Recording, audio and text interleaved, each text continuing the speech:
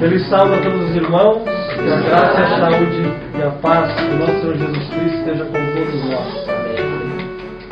É um privilégio estar com todos os irmãos aqui, esta noite, nesse início de sábado. E estou saudoso do meu lar, esse já é o terceiro sábado que eu estou longe de casa. Eu vim do Rio, vim para cá, e depois volto para o Rio. E só lá para o dia 10 que eu chego em casa. Mas, mesmo com a saudade da família, a saudade dos filhos, é compensador. Trabalhar na obra de Deus é compensador. Estar com os irmãos, aprender, ensinar. Mas enfim, eu recebi um convite do nosso querido irmão Alexandre Dantas para a gente estudar um tema. E ficamos conversando qual tema, aí ele sugeriu o tema: perseguições na igreja e crises internas. É um tema um pouco delicado. Um pouco não, muito delicado. Por quê? Porque nós vamos tratar de problemas, e não de situações louváveis, não de situações... Também vamos mencionar boas situações, porém, nós vamos tocar mais em situações muito delicadas, problemáticas, que sabemos que vivemos hoje. Não adianta tamparmos o sol com a peneira. Nós vamos estudar um pouquinho sobre a história da igreja. É muito importante nós estudarmos a história da igreja, porque a igreja foi o meio que Deus levantou aqui nessa terra para levar avante a sua obra. E quando a gente estuda a história da igreja, nós nos livramos de muitos erros. Existe um extremo que joga a igreja no inferno. Olha as falhas dela. Deus não atua em apostasia. Ontem, ou foi antes de ontem mesmo, um irmão entrou em contato comigo e ele falou: não, Deus não atua mais através da igreja porque existe apostasia no meio dela e tal, e Deus não atua mais. Então tem alguns que já jogam a igreja lá para o inferno. Outros, é a igreja de Deus. É a igreja de Deus, Deus levantou, é um movimento profético, temos credenciais proféticas, então Deus releva. Então temos dois extremos, um que vai jogar a igreja lá no fundo do poço e outro que não vai querer ver as falhas da igreja. Porém, temos que estar no meio disso tudo, e não é fácil, porque quando vamos lidar com problemas, estamos aqui com um grupo que a maioria já sofreram bastante perseguições, pressões. Eu já sofri algumas perseguições, mas eu ainda tenho membresia. Mas enfim, quando a gente é tocado, é difícil a gente falar do problema sem exaltar o eu, sem aflorar as paixões humanas, porque é difícil mesmo. É desconfortável ser disciplinado, é desconfortável em ser removido, é desconfortável isso tudo. Mas esses problemas existem e nós precisamos nos preparar para lidar com esses problemas. Então, enfim, nós vamos tentar abordar 4 temas. O tema principal seria as crises internas, as perseguições. Mas até a gente chegar nas perseguições e crises internas, nós vamos ver as fases da igreja. Hoje é só um tema mais introdutório, as fases da igreja de Deus na terra. A igreja de Deus nós podemos categorizar como igreja militante e igreja triunfante. A igreja triunfante ela teve várias fases aqui. A militante. A triunfante vai ser quando a igreja for para o céu. Então, após esse tema, amanhã nós vamos estudar a igreja de Deus e sua autoridade, porque a igreja é de Deus e ela tem sim autoridade. Depois nós vamos estudar as corrupções dentro da igreja. Vai ser um tema um pouco delicado. E por último, como lidar com as perseguições. Uma vez que a igreja tem autoridade, e sanciona às vezes algumas leis, alguns decretos, alguns votos, como já até aconteceu aqui no nosso campo, da UCB. E como a gente deve lidar com isso tudo? Qual é a nossa postura diante disso tudo? Mas enfim, as fases da igreja, nós temos que entender que por mais que hoje somos adventistas do sétimo dia, cremos que este movimento foi levantado por Deus, tem credenciais proféticas, nós temos que entender que a igreja de Deus é uma. É uma.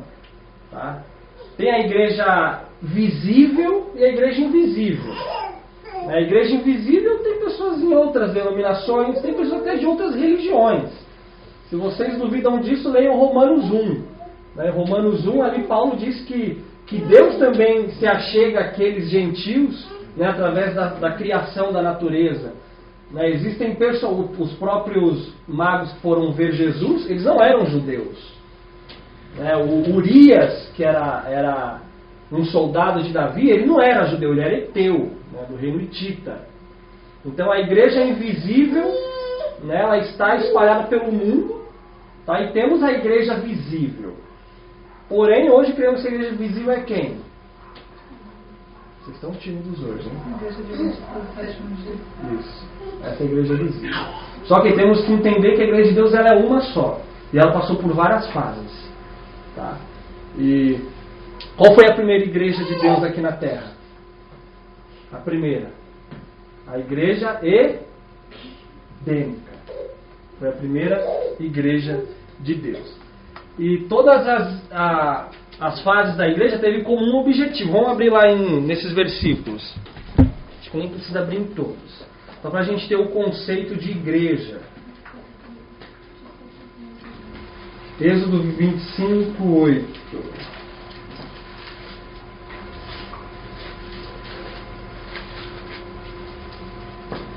O que diz lá? Deus falou, e me farão um santuário para quê? Qual é o objetivo? Para habitar no meio deles. Tá? Se a gente for em Reis, lá na dedicação do templo, 1 Reis 6,13.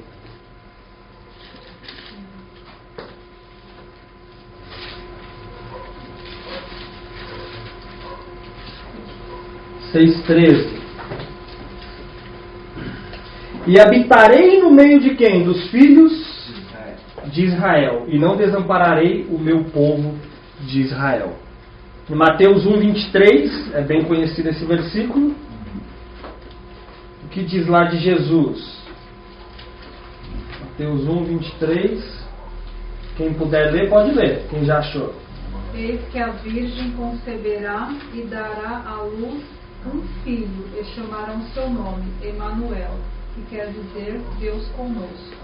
Então, enfim, os outros versículos vai falar mais ou menos o mesmo conceito. O mesmo conceito. O objetivo de Deus, o objetivo da igreja de Deus é Deus habitar com o homem. É Deus estar com o homem. E sempre foi assim, mesmo na igreja edênica. Quando a gente lê essa citação aqui, ó. Acho que tá. Eu não coloquei a referência, mas depois eu coloco para os irmãos. Quando Adão saiu das mãos do seu Criador, trazia a ele a sua natureza física, intelectual e espiritual. Ou seja, Adão era idêntico a Deus mesmo. Moralmente falando, fisicamente falando e intelectualmente falando. E criou Deus o homem à sua imagem. E era o seu intento que quanto mais o homem vivesse, tanto mais plenamente revelasse essa imagem, refletindo mais completamente a glória do Criador. Todas as suas faculdades eram passíveis de desenvolvimento. Ou seja, o homem foi criado perfeito? Foi, mas ele tinha a capacidade de ser mais perfeito. Porque perfeição, quando a gente estuda o tema da perfeição, existem vários tipos de perfeição. Eu sou perfeito na minha esfera humana. Eu tenho 2 braços, 2 pernas, não nasci com nenhum defeito. Eu sou perfeito nessa esfera. Mas eu possuo a perfeição divina? Não. Um anjo possui a perfeição divina. Mas mesmo ele sendo perfeito e divino, ele não é perfeito absoluto. O único perfeito absoluto é quem? Deus. Por quê? Porque ele tem a vida. Ele é Deus. Ele não é criatura. Ele cria do nada. Um anjo, por mais que seja perfeito, ou Adão, quando saiu das mãos dele, também tinha uma natureza divina, perfeita, mas ele não era perfeito como Deus. Então, mesmo ele sendo perfeito, ele tinha capacidade de desenvolver. Sua capacidade e vigor deveriam aumentar continuamente. Vasto era o alvo oferecido. Qual era o alvo oferecido a ele? Era refletir a glória de Deus.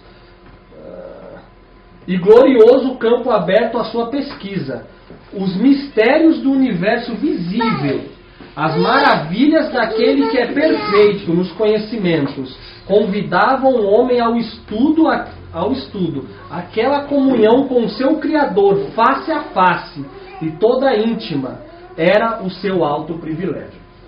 Ou seja, mesmo a igreja edênica ali existindo, qual era o objetivo? Era Deus estar com o homem. Era Deus sempre estar ali acompanhando o homem. E qual era o objetivo? Fazer com que ele crescesse, se desenvolvesse, chegasse a refletir mais e mais a glória de Deus. E como era essa comunhão que Adão tinha com Deus? Era face a face, né? Ciência do Bom Ver, página 261. Adão e Eva, em sua imaculada pureza, deleitavam-se nas cenas e nos sons do Éden. Deus lhes designara o trabalho no jardim, o lavrar e o guardar. O trabalho de cada dia lhes trazia saúde e contentamento. E o feliz par saudava com alegria as visitas de seu Criador, quando na viração do dia andava e falava com eles diariamente e lhes ensinava Deus suas lições. Ou seja, como que Deus comungava ali com Adão? Face a face. Deus ali diariamente estava ali com Adão, com o objetivo de fazê-lo refletir mais e mais a glória dele. Isso era constante. Porém, o que aconteceu? Uma ruptura, né? Um lapso, uma quebra. O homem desobedeceu. O homem caiu, né? A queda. Vamos abrir a Bíblia em Gênesis. Temos algumas lições a aprender com isso. Bom, meu irmão? Ele estava.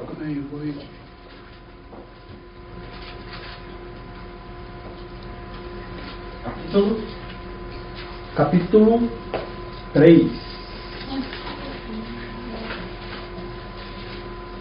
Nós temos algumas lições para aprender dessa história de Adão. Deus diariamente ia ao encontro de Adão, certo? Para ensinar. Deus foi pego de surpresa quando Adão caiu? Não. Porque ele é Deus, ele é onisciente. O plano, Ellen White na translação, que ela diz que o plano da redenção não foi um pensamento posterior, até porque qual foi o primeiro cordeiro a ser morto? Lá em Apocalipse? Cristo. Ou seja, antes da fundação do mundo, Cristo já estava crucificado. Então, Deus não foi pego de surpresa. Porém, Adão e Eva caíram. E aqui no versículo 8, mesmo assim, mesmo Adão e Eva tendo caído, o que Deus foi fazer? O que ele sempre fez: ir ao encontro dos seus filhos. E ouviram, versículo 8 do capítulo 3, e ouviram a voz do Senhor Deus que passeava no jardim pela viração do dia, e esconderam-se Adão e sua mulher da presença do Senhor. Ou seja, aquele santo par, que era santo, e amava, se deleitava diante da presença de Deus, agora estavam com medo, com vergonha. Viram a nudez. A nudez, se a gente for ver lá em Lamentações, tem um paralelo com o pecado. A glória de Deus, a vestimenta, um caráter, e desprovido dela, qual é a condição de Laodiceia? Ela está nua. E além de estar nua, está desgraçada. O que é desgraçado? Desprovido de graça. Então, essa é a condição da igreja hoje. Então, aquele santo par, que já deixaram de ser santo, passaram a temer.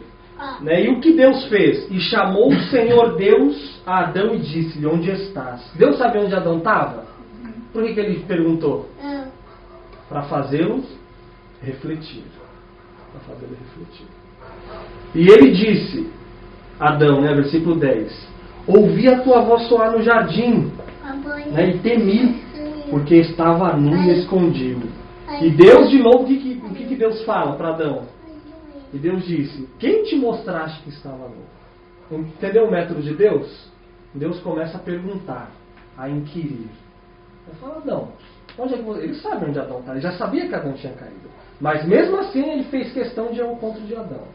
Ele: Adão, o que você fez? Onde você está, Adão? Então ele já faz com que Adão pense: onde eu estou? Por que eu estou? Eu estou escondido. Por que você está escondido? Por que eu estou escondido? Porque eu estou nu. Então ele começa a confessar. Então esse é o método de Deus para nós, né, hoje. Confissão. E confissão específica. Na maioria das vezes, ou maioria das pessoas, quando vai fazer uma oração, pedir perdão a Deus, faz um atacado de pecados. Né? Deus, perdoa os meus pecados. Faz um atacadão. Não, mas Deus não quer isso. Deus quer... O que diz Levítico 5:5? Que naquilo que pecar, você irá confessar. Depois vocês confiram. Levítico 5:5. Vamos continuar, eu parei no versículo 10, né?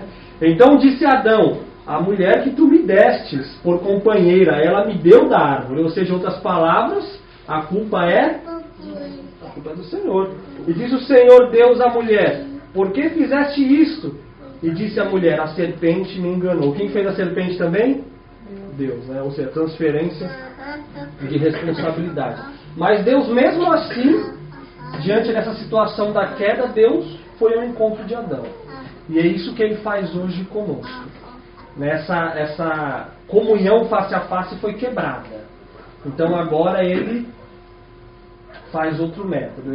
A igreja entra numa outra fase. Era a igreja edênica, onde Deus comungava face a face com o homem, agora não comunga mais. Olha essa citação. Deus teve uma igreja quando Adão, Eva e Abel aceitaram e saudaram com alegria as boas novas de que Jesus era o seu Redentor.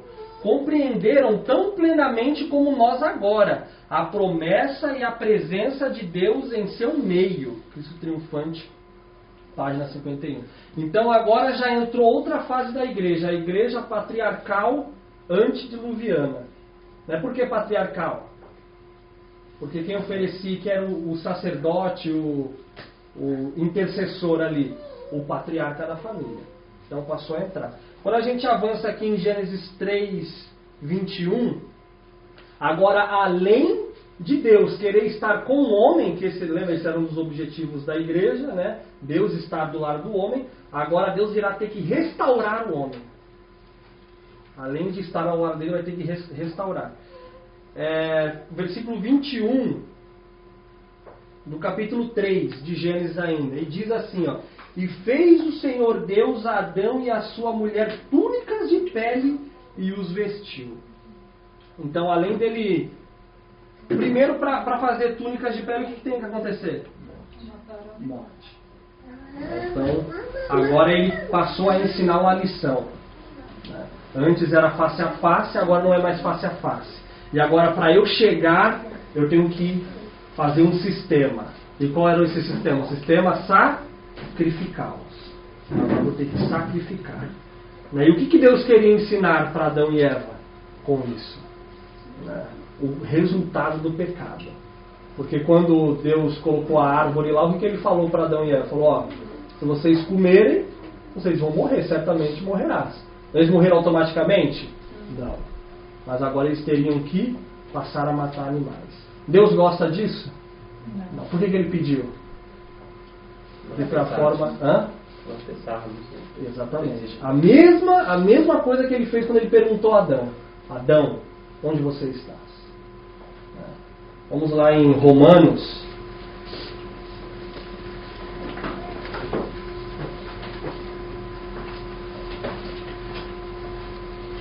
Romanos 6. Romanos 6, 23. Essa era a maior lição que Deus queria ensinar através do sistema sacrificial. Porque o salário do pecado é a morte. E Hebreus 9, 22. Sem sangue não há remissão de pecados. Exatamente. Hebreus 9, 22. Sem sangue não há remissão de pecados. Então essa foi a lição que Deus queria ensinar através da igreja, através do sistema sacrificial. Todas as vezes que pecasse, teria que ir lá e tal, nós conhecemos a história. E onde é que a igreja patriarcal antediluviana adorava? As portas do Éden. o jardim do Éden permaneceu sobre a terra muito tempo depois que o homem for expulso de das suas deleitáveis veredas. Foi permitido à raça decaída por muito tempo, até o dilúvio, né? Contemplar o lar da inocência, estando a sua entrada vedada apenas pelos anjos vigilantes. A porta do paraíso, guardada pelos querubins, revelava-se a glória divina. Para ali iam Adão e seus filhos, a fim de adorarem a Deus. Ali renovaram seus votos de obediência àquela lei cuja transgressão os havia banido do Éden. Então, era ali que Adão e Eva e todos os descendentes de Sete adoravam a Deus à porta do Éden. A igreja patriarcal antediluviana durou até o dilúvio, obviamente. Depois veio a igreja patriarcal pós-diluviana.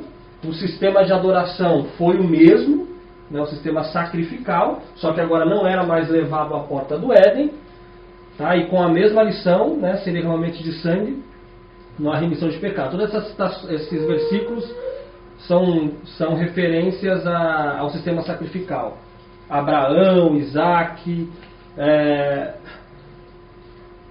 Nessa época não existia ainda a nação judaica, nessa época.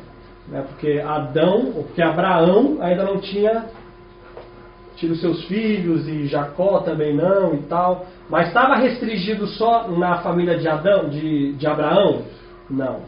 Né, nós temos o relato de Jó. Jó não era judeu, mas diz que ele sacrificava e tal, porque ele era patriarca da família. Jetro também. Jetro foi sogro de Moisés. Também ali diz que ele era um sacerdote de Midian. Tem Melquisedeque, que era rei de Salém, sacerdote de Salém, um cananeu. Ou seja, a igreja de Deus, ela estava ali presente, mesmo que a nação judaica não existisse ainda. Agora vem, depois da igreja patriarcal pós-diluviana, vem a igreja levítica. A gente já leu esse versículo, Êxodo 25:8, e me farão um santuário e habitarei no meio deles. Né? A partir dali passou a existir um local físico para os cultos. Uma liturgia foi estabelecida, uma hierarquia foi instituída e leis foram adotadas. Aqui é importante esse período porque aqui muda tudo. Aqui começa a institucionalização. Antes a igreja de Deus não era institucionalizada, até os dias de Moisés e Arão. Então ali começa, tem muita gente que amanhã a gente vai falar um pouco sobre os desigrejados. Pessoas que têm pavor de igrejas, pavor de instituições. Mas a igreja levítica, ela era sim uma instituição. Ela tinha um local físico, ela tinha uma liturgia, ela tinha os seus ministros, né? Que eram os ministros? Os levitas, que se dividiam em 3 famílias, né? Coate, Gerson e Merari. Cada um tinha uma função. Depois, vindo de Coate, veio a família de Arão. Arão estava responsável só pelo quê? Pelo sacerdócio. Coate, ele cuidava dos móveis, né? da Arca da Aliança, do candelabro, os coatitas. Os gersonitas, eles eram responsáveis pelas cortinas, os panos do templo. E os meraritas eram responsáveis pelos varais, as colunas, as bases do templo. Tá? Então, a partir dali, passou sim a existir uma instituição. Né? Muitos não são a favor de instituição. Cristo era o fundamento da organização judaica. Todo o sistema de tipos e símbolos era uma compacta profecia do Evangelho, uma representação que se continham as promessas de redenção.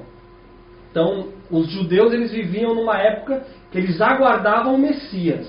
E nós vivemos numa época que o Messias já veio. Lógico que ele vai vir a segunda vez.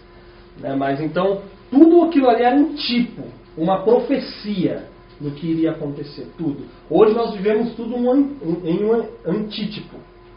Hoje nós vivemos o antítipo dia da expiação.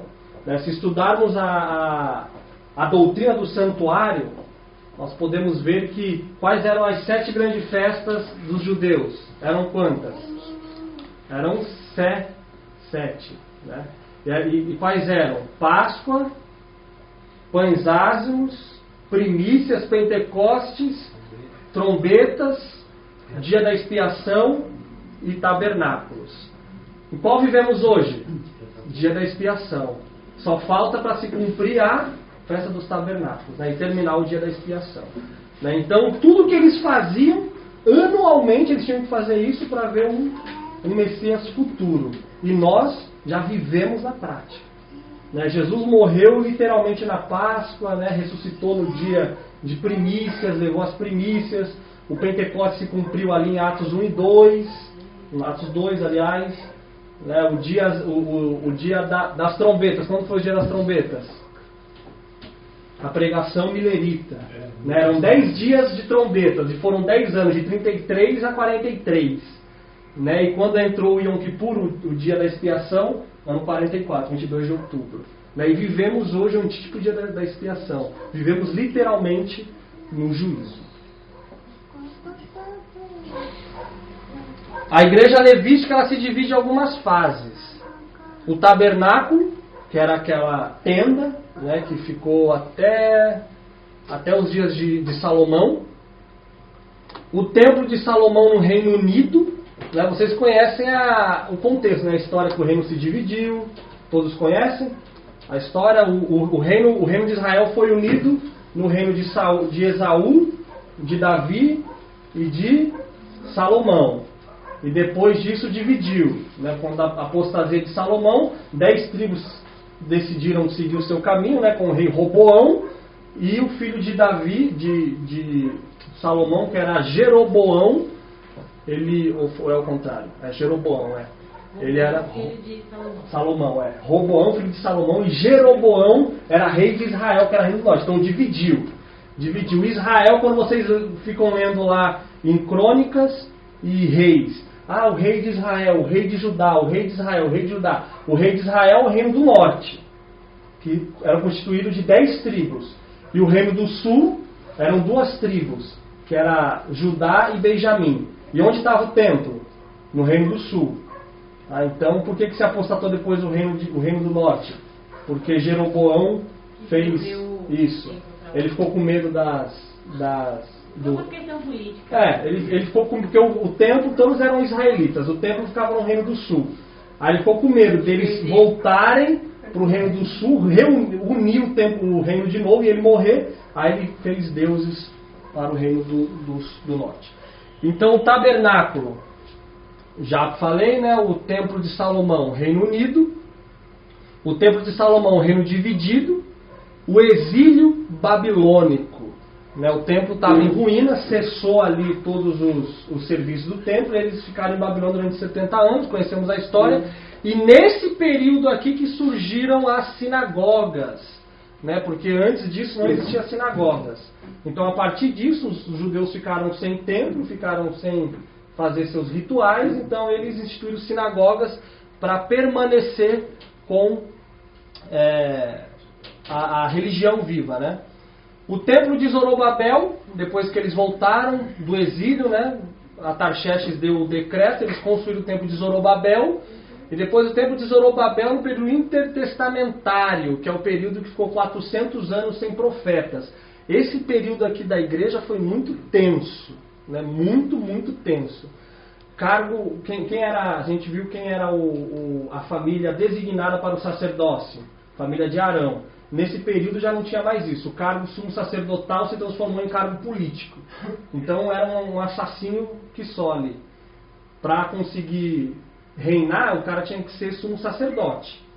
Então se ele fosse sumo sacerdote, além dele ter toda a exclusividade religiosa, ele mandava na nação. E nesse período aqui também, nessa época quem reinava aqui foi os gregos, né, os Ptolomeus e os outros gregos lá, esqueci o nome. Eles reinavam e surgiram várias facções.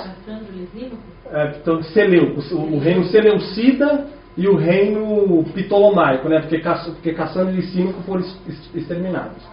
Né? Então, aí Israel estava no meio ali da briga, entre o reino Ptolomaico e o reino Seleucida. Uma hora era Seleucida, uma hora era Ptolomaico. Só que ambos eram gregos. E no meio disso tudo, surgiram algumas facções israelitas ali, que foram os fariseus.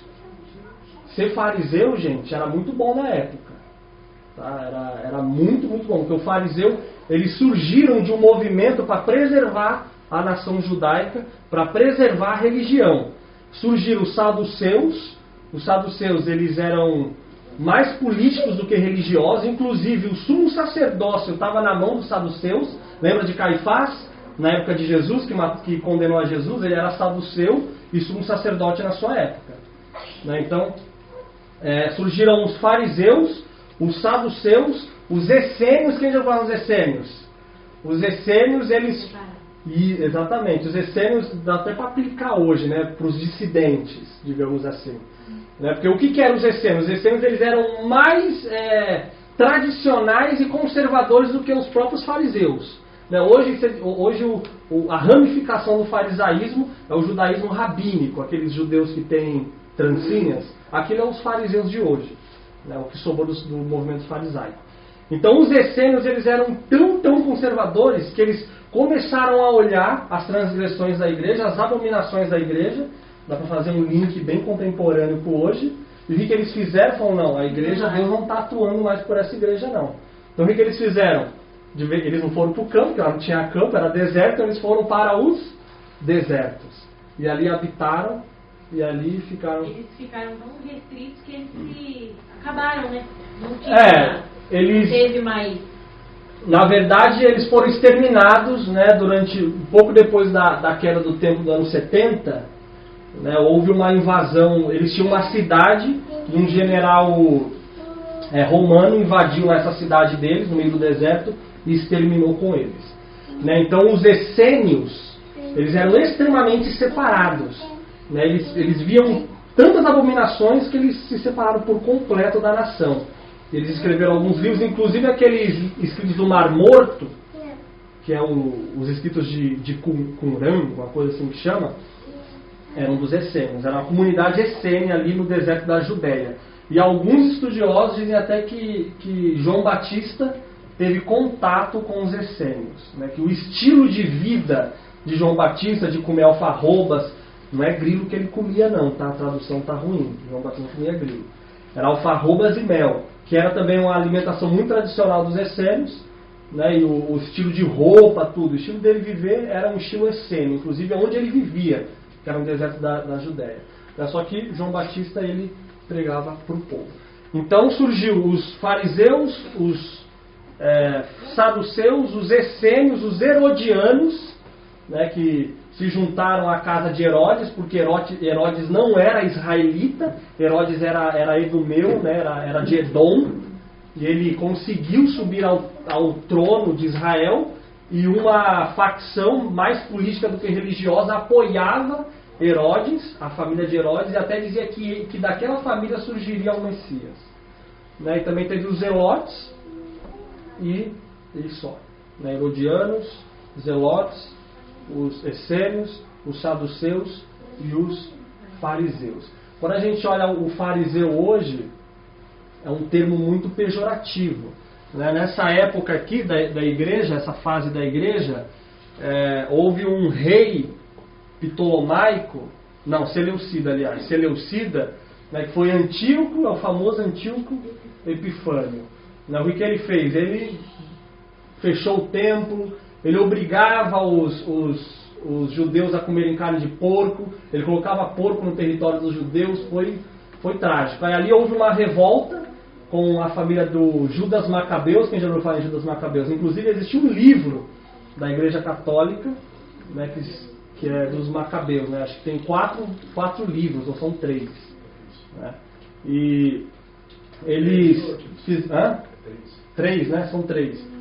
Eles fizeram uma revolta, conseguiram libertar Israel do jugo seleucida, né, porque desde aqui da época de Babilônia, Israel nunca mais voltou a ser um país. Nunca mais. Virou um estado. Um estado de Babilônia, depois um estado da Medo-Pérsia, depois um estado grego, depois um estado romano. E só em 1948 que voltou a ser um estado de verdade, né, um país de verdade. Então, eles fizeram uma revolta E da família dele surgiram os fariseus, que eram as pessoas que queriam conservar a lei de Deus. E depois eles foram absorvendo as formas. Tem uma citação que Ellen White diz que no exílio babilônico, Israel caiu a ficha de que se transgredissem a lei de Deus, iria vir juízo.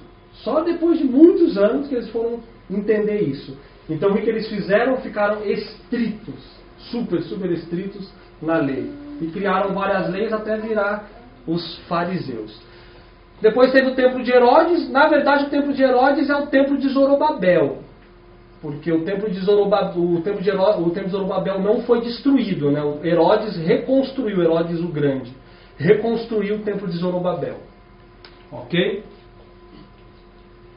Agora vem a transição entre o judaísmo para o cristianismo. Continua sendo a Igreja de Deus, mas uma transição. Quem fez essa transição? O próprio Jesus. Só ele? Vamos abrir Mateus.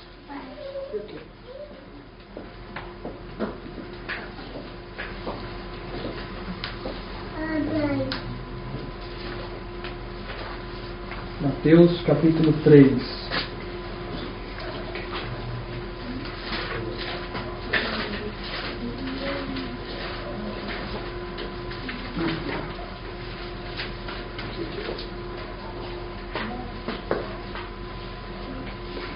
Versículo 1. E naqueles dias apareceu quem?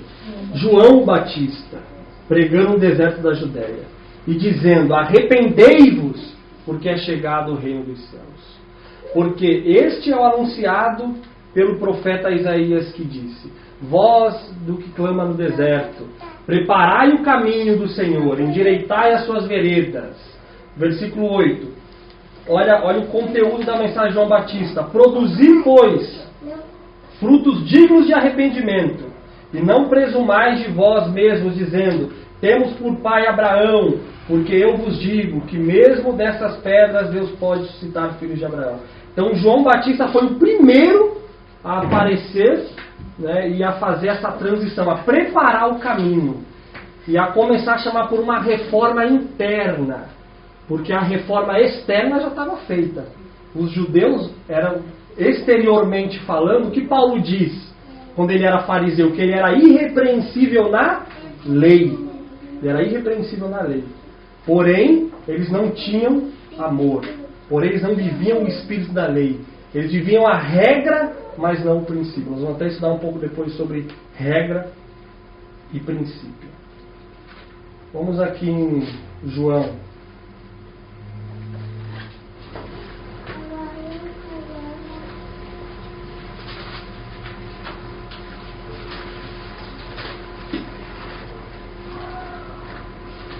Evangelho de João. Jesus, ele foi muito inovador na sua época. Muito. Porque o modo em que os fariseus pregavam, como eu disse, era na letra da lei. E era tudo muito restrito. Quem tinha dinheiro, quem tinha cargos, status, era olhado como sendo um justo, né? Como Deus aprovando essa pessoa. E uma pessoa que não era assim, era pobre, era coxo, de que os judeus falavam que eles não tinham o favor de Deus, eles eram desfavorecidos. E Jesus veio para quebrantar tudo isso. Inclusive dá para aplicar hoje. Vamos abrir aqui em João, vocês já estão em João, capítulo 4, na mulher samaritana. Os judeus não se davam com os samaritanos. Por que eles não se davam com os samaritanos? Quem eram os samaritanos? Do norte. Exatamente. Era o que sobrou do reino do norte. O reino do norte foi devastado pela Síria e acabou se misturando e viraram os samaritanos, porque a capital do reino do norte chamava-se Samaria. Então aqueles que habitavam ali eram samaritanos. E na reconstrução do templo de Zorobabel, os samaritanos quiseram ajudar, porque eles tinham sangue judeu. Falaram: nós podemos ajudar, nós também temos sangue de Jacó. Só que os judeus aceitaram? Não. Falaram: não pode e tal, e foi de Deus. Ou não deixem eles ajudar, porque eles já estão misturados com as teorias e as religiões das outras nações. Então, o que aconteceu? Houve uma briga. Né? Inclusive tem um livro judeu que chama-se Talmud. Né? Ali está escrito que é melhor comer carne de porco do que comer uma comida oferecida por um samaritano. Para vocês verem o ódio que os judeus tinham dos samaritanos. Eles viam os samaritanos pior do que porcos. Né? Então, Jesus, para ir da Galiléia, a Galiléia ficava no norte, e para ir para a Judéia ele tinha que passar onde? Em Samaria. Então, passando em Samaria, ele parou ali naquele poço. Conhecemos a história, versículo 7. Veio uma mulher de Samaria, capítulo 4, tirar água, e disse-lhe: dá-me de beber. Porque os seus discípulos tinham ido à cidade comprar comida.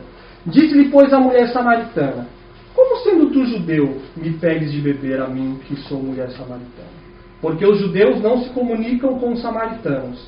Jesus respondeu e disse-lhe, Jesus tirou já toda a questão da história, todo o foco da história. Falou, nós somos samaritanos, vocês são judeus. Não pode conversar. Por que você conversa comigo? Então ela já foi para uma questão exterior, uma rincha, uma questão étnica do passado. Mas olha a resposta de Jesus. Jesus respondeu e disse-lhe: se tu conheceras o dom de Deus e quem é o que te diz, dá-me de beber, tu lhe pedirias e ele te daria água viva. Ou seja, ela fala um assunto terreno, uma briga, e Deus direciona a conversa para Jesus direciona a conversa para onde?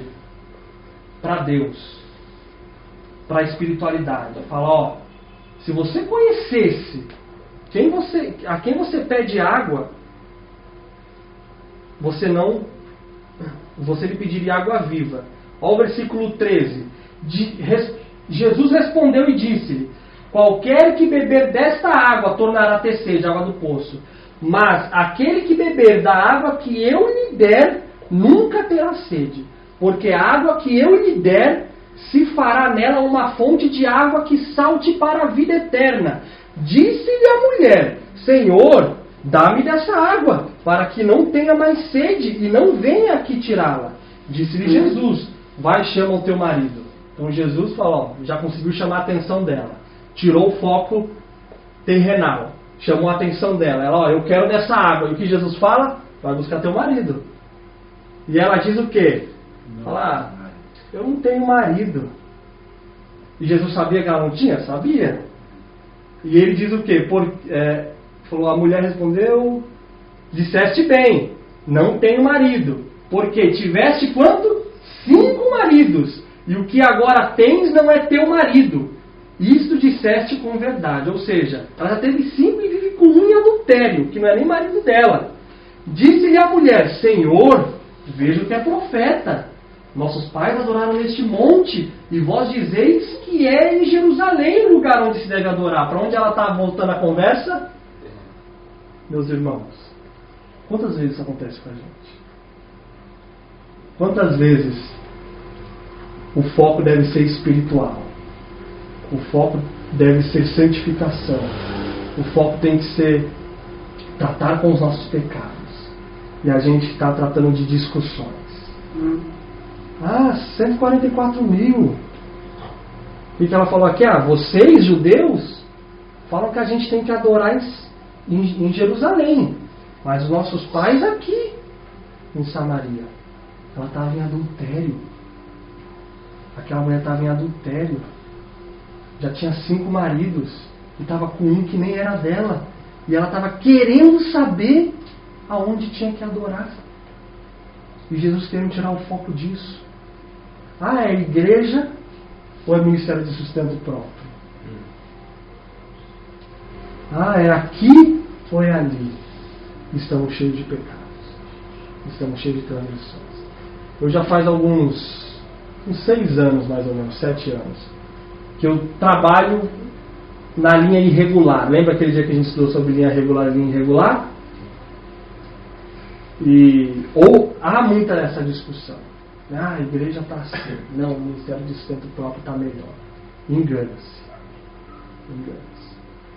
Existem muitos problemas em ministério de sustento próprio. Muitos.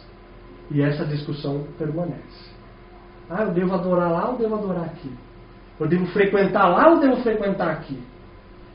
Mas você encontra, no Ministério Santo próprio, adúlteros, você encontra pessoas arrogantes, você encontra pessoas exclusivistas, você encontra pessoas que são bem fariseus mesmo, mas estão julgando, lá não, é aqui. Aqui não, é lá. Igual essa mulher, que está preocupada com as formas exteriores, onde eu devo adorar.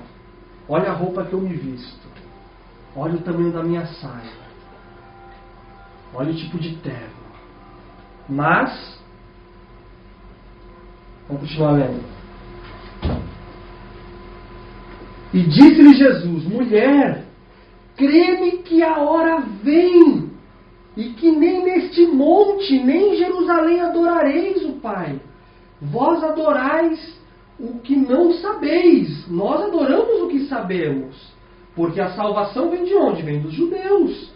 Mas a hora vem, e agora é, em que os verdadeiros adoradores adorarão o Pai em espírito e em verdade. Porque o Pai procura que tais o adorem. Deus é espírito, e importa que os que o adorem em espírito e em verdade. E Jesus tenta desviar de novo a atenção dela. Que isso sirva de reflexão para nós. Seja aqui ou seja lá. Seja lendo o espírito de profecia ou não. Como está a minha vida com Deus. Lembro que Deus quis ensinar Adão e Eva e todos os israelitas com o sistema sacrificial que o pecado gera morte. Que não existe remissão de pecado sem derramamento de sangue. Vocês já pararam para ver a morte de um animal? Vocês já viram quão horroroso que aquilo é? Eu já tive o desprazer de trabalhar com animais abatidos. Eu trabalhei um tempo na roça. E é uma coisa horrorosa. É um espetáculo horroroso. Horroroso. O sangue fede. É constrangedor. É ruim. Isso é o pecado. Mas muitas vezes nós estamos preocupados. Eu adoro aqui ou eu adoro lá? Eu estou no Ministério Santo próprio ou estou na igreja? Eu estou no antinitariano? Eu vim de um ministério, de um grupo antinitariano. Eu era antinitariano. Eu fui antinitariano. E eu me identifico muito com essa história, porque quando eu estudava, eu comecei estudando e tinha sempre tem um mestre, né? Alguns até chamavam esse rapaz de mestre. Né? Sempre tem um mestre. E nós estudávamos. Muito. Estudávamos. E conforme o tempo foi passando, eu fui enxergando algumas coisas estranhas. Deus fez eu enxergar algumas coisas estranhas. E aí eu e minha esposa, meu irmão, um outro amigo meu, eu comecei a enxergar umas coisas estranhas. E teve um dia que um pregador foi lá e fez uma excelente pregação. Eu lembro até hoje do tema. O tema foi sobre Laodiceia. Olha que tema. E nós tínhamos muito a mania, né, de apontar para a igreja e não, a igreja é assim, assado. Pastor, uma vez esse rapaz, esse líder, chegou em mim e falou assim para mim, falou: Aquiles, se você acredita que existe um pastor na face da terra que está interessado com a sua salvação, você está enganado. Olha o raciocínio dele, generalizava. E por algumas vezes eu até segui a conduta dele. Eu era bem, vou usar um termo aqui, talibã. Eu era bem problemático. Porque eu fui doutrinado por eles. Íamos na igreja não para louvar a Jesus, não para aprender mais dele, mas para ouvir erros que vinha do pastor ou do pregador para se manifestar. E algumas vezes, alguns do nosso grupo se levantavam no meio da pregação. E não é assim, tal. Teve uma vez que nós falávamos de joelho, era toda aquela bem formal mesmo, Aí teve uma semana de oração e o pastor foi lá, faz a semana de oração e chamou um dos nossos amigos para orar. Aí ele já chegou e falou, não, ó, pastor, faz uma oração rapidinho. Aí ele falou, não, eu vou orar de joelho. Aí ele falou, não precisa, é rapidinho. Aí só balançou a cabeça. Aí na hora de orar, o que ele fez? Chamou a igreja para ajoelhar. Todo mundo ajoelhou. Aí o pastor já ficou assustado. Aí fez o sermão e tal, e a gente ficou só cochichando. Esse pastor é herege, como é que ele chama a igreja para orar de pé e tal. Aí o que fizemos? Quando o pastor estava indo embora, a gente não contente, a gente só andava com os calhamaços de profecia debaixo do braço aqui. Aí vimos o pastor indo embora, a gente saiu correndo atrás do pastor, com aquele monte de livro embaixo do braço. Pastor, já estava dentro do carro, já saindo. A gente bateu no vidro do carro dele. Pastor, ele baixou o vidro. Aí falou, você nunca veio aqui, ó. Aí lemos aquela situação que Ellen White repreende um jovem na igreja de Battle Creek, que ele deveria se ajoelhar. Aí, ó, tem que orar de joelho, tal. Nós éramos bem agressivos. Aí nesse dia esse rapaz pregou, uma pregação interessante.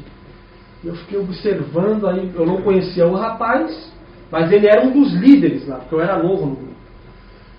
Aí eu fiquei ouvindo, ele estava com eu achava que era a esposa dele, ele estava com a sua companheira, e depois eu ouvi uma pessoa, estava do meu lado conversando, que eles não tinham casado e tal.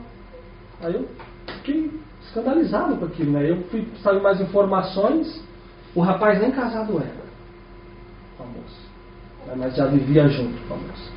Mas estava pregando num grupo, né? Exalando, né? Exteriormente santificação, né? E mostrando os pecados da igreja. Não, é aqui, não é lá. E posteriormente o líder mesmo, eu tive o desprazer de, ele trabalhou um tempo com meu irmão, eu tive o desprazer de ir um dia lá no trabalho e ouvir as conversações dessa pessoa. E isso foi como um alerta para mim, né? Para Deus começou a falar na minha mente. Como é que pode, né, nós buscarmos sair da igreja, mais ou menos como os essênios fizeram, né? Porque na igreja existe as suas abominações, e de fato existe apostasia na igreja, existe, né? Mas ao mesmo tempo aqui também desse lado está pior do que lá, e está pior mesmo. Sabe por quê? Porque no ministério de sustento próprio, irmãos que se separam da igreja, eles têm uma qualidade que muitos da igreja, nominalmente falando, não têm, que é estudar. E eles estudam, e estudam. E eles conseguem disseminar suas doutrinas e até heresias de forma muito mais eficaz do que a igreja consegue disseminar suas doutrinas, porque a igreja está despreparada.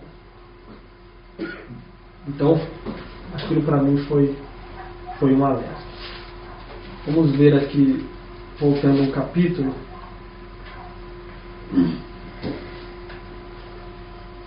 Nicodemos, outro exemplo. Este foi, capítulo 3, versículo 2. Este, né, Nicodemos, João 3. Este foi ter de noite com Jesus e disse-lhe, Rabi, bem sabemos que é mestre, levando a Jesus, vindo de Deus, porque ninguém pode fazer esses sinais que tu fazes, se Deus não for com ele. Jesus respondeu e disse-lhe, na verdade te digo, que aquele que não nascer de novo, não pode ver o reino de Deus. Disse-lhe Nicodemos, como pode um homem nascer de novo, sendo velho? Pode porventura tornar a entrar no ventre de sua mãe e nascer de novo? Então Nicodemos chegou a Jesus e fez a mesma coisa que a mulher samaritana. Ele falou, mestre, vindo de Deus. Começou a bajular Jesus e querer discutir com Jesus. Jesus falou, se você não nascer de novo, meu irmão, se você não nascer de novo, Nicodemos, nada vai adiantar. Quando a gente lê lá em Mateus 1:21, o que Jesus veio fazer? Nos salvar dos nossos pecados. Nós vemos que um dos objetivos da igreja é o quê? Deus conosco. Para quê? Para nos fazer refletir a glória dele. Então, se eu não nascer de novo, pouco me importa. Ou pouco importa a Deus a forma que eu me visto, a forma que eu me alimento, se eu leio o espírito de profecia ou não? A comida não me torna mais agradável a Deus. Nós tornamos o meio o fim. Deus estabelece um meio para alcançar o fim, mas nós já tornamos o meio um fim em si mesmo. Olha o que Ellen White diz sobre essa conversa de Nicodemos. Nicodemos fora ter com o Senhor, pensando em entrar com ele em discussões, mas Jesus expôs os princípios fundamentais da verdade. Disse a Nicodemos: não é tanto de conhecimento teórico que precisas, mas de regeneração espiritual. Não necessita satisfazer a tua curiosidade, mas ter um novo coração. 144 mil é literal ou não? É mister que recebas nova vida de cima, antes de te ser possível apreciar as coisas celestiais. Antes se verifique essa mudança, tornando nova todas as coisas, nenhum salvador proveito tem para ti o discutir comigo a minha autoridade ou missão. Mas, Nicodemos, enquanto você não se tornar uma nova criatura, enquanto você não atender a mensagem de João Batista, arrependei-vos e mostrai frutos dignos de arrependimento. Não vai adiantar nada. Não vai adiantar nada. Porque o judeu, igualmente a nós hoje, porque não é diferente, estava muito apegado às formas, ao templo.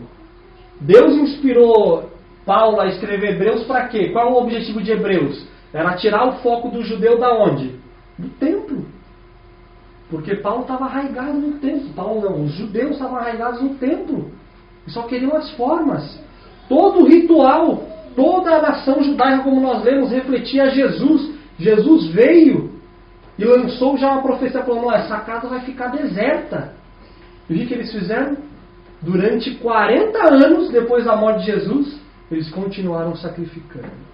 Continuaram fazendo a Páscoa. Continuaram levando os sacrifícios. Deus já estava lá ainda? Não. Não estava. Mas agarrado às formas. Proveito renovador nenhum no coração tinha. Mas estava agarrado às formas. Então Jesus, ele fez essa transição entre a igreja judaica e a igreja cristã. Tentando tirar o foco do judeu e o foco da estrutura para agora o antítipo que ele está ministrando lá. Para terminar a introdução.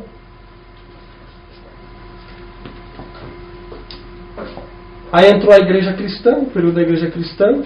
Nós podemos dividir a igreja cristã em 7, né? Que já é conhecida a todos nós: a igreja de Éfeso, de Esmirna, de Pérgamo, Tiatira, Sardes, Filadélfia e Laodiceia. Qual é a única igreja aqui que não tem repreensão? A igreja de Filadélfia. É a única igreja que não tem repreensão nenhuma. E qual é a única igreja que não tem nenhum elogio? Laodiceia. Não tem nenhum elogio a igreja de Laodiceia. Misericórdia. Somos nós, né? Não é a igreja. Somos nós. Porque somos, né, a igreja. E pretendemos ser a igreja de Deus visível. Então, essa é a igreja de Laodiceia. E depois da igreja de Laodiceia, vem outra igreja depois de Laodiceia? Não. Existem grupos, né? Por exemplo, a igreja da Reforma, ela, doutrinalmente falando, ela é igual a nós. Só que escatologicamente falando, ela tem algumas manobras, né? E coloca a igreja dela como quarto anjo e tal, e faz com que a igreja de Laodiceia fique para trás e surja um outro movimento, né? Então não tem como, não existe outra igreja, não tem como eu dizer que a igreja, que vai surgir uma outra igreja, né? E depois dessa igreja, até que vai surgir a igreja triunfante, né? E ouvi uma grande voz do céu que dizia: eis aqui o tabernáculo de Deus com os homens, pois com eles habitará e eles serão o seu povo, e o mesmo Deus estará com ele e será o seu Deus. E será que desde uma lua nova até a outra e desde um sábado até o outro virá toda a carne e adorará perante mim, diz o Senhor. Então, essa foi a introdução do nosso estudo. Amanhã a gente vai continuar.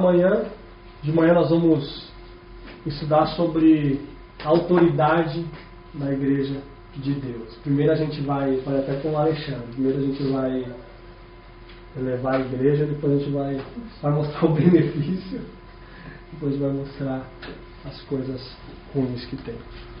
Amém? Amém. Isso acontece quando a gente entra na igreja. Primeiro a gente vê ela lá no alto. Pois é, então, para mim é um tema delicado. Tá? Eu não gosto de abordar muito esse tema, com medo de transparecer presunção, tá? Porque nós vamos lidar com coisas pesadas da igreja, que existem. Existem. É a igreja de Deus? É a igreja de Deus. Mas existem problemas? De fato. Talvez mais problemas do que soluções.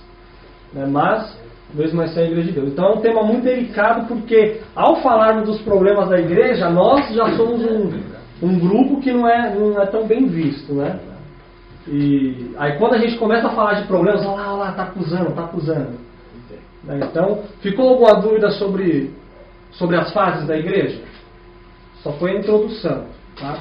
Então, a igreja de Deus, eu quero que vocês coloquem isso na cabeça. A igreja de Deus, ela é uma só. A igreja adventista é a igreja judaica. A igreja judaica foi a igreja antediluviana. A igreja adventista foi a igreja do tabernáculo. Tá? E nós vamos amanhã fazer essa comparação. Ok? Principalmente para aqueles que já jogam a igreja no fundo do poço. Ok? Então a igreja de Deus ela é uma só. Teve fases, ok? Transições, mas sempre foi uma igreja só. A igreja militante. E sempre foi muito problemática, não só hoje. Sempre foi muito problemática, nós vamos ver isso. Amém? Amém.